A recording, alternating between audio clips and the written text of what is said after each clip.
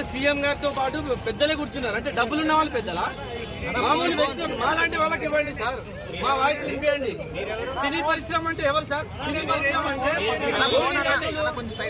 50 నుంచి 100 కోట్లు 150 కోట్లు తీసుకున్న వాళ్ళు మాత్రమే అక్కడ సినీ పరిశ్రమ సార్. సినీ పరిశ్రమలో ఎవరెవరు ఉంటారు సార్?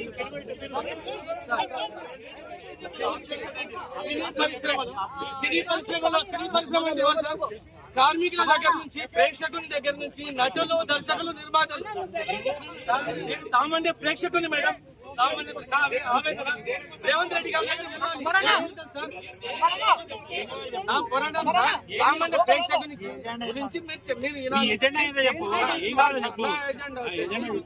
ప్రేక్షకునికి అందుబాటు ధరల్లో టికెట్ రేట్స్ లేవు సార్. ప్రేక్షకునికి అందుబాటు ధరల్లో టికెట్ రేట్స్ లేవు. సో సార్ మీరు పెంచాలనుకుంటే పెంచండి, పెద్ద బడ్జెట్ సినిమాలకు డబ్బులు ఖర్చు అయితే కాబట్టి పెంచుతారు, ఓకే. కానీ సార్